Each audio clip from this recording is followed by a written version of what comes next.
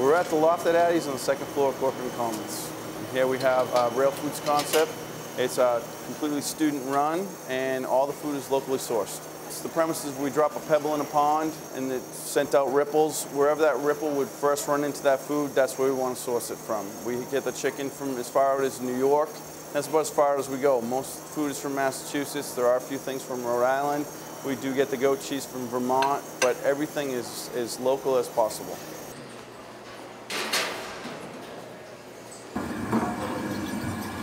So we're actually in the dish room of Low Alive, and when the carousel comes back around to the dish room, we separate the trash from the compost from the recyclable items. Right here we have cardboard, we've got plastic, we've got any food waste that's left over goes to compost.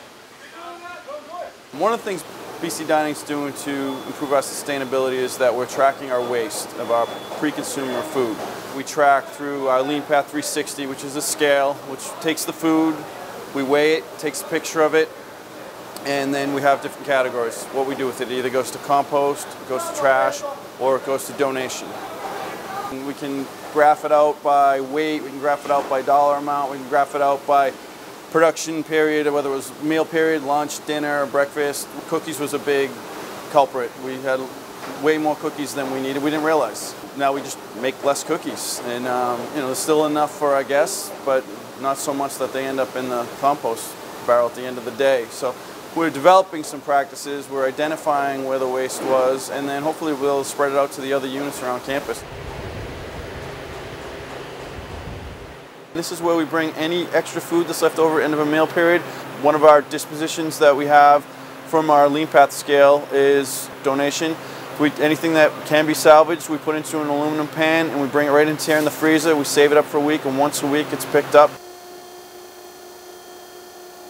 Every night after we close around 2 a.m., between 2 and 3 a.m., we have a truck come, picks up any of the compost and the cardboard that's left over.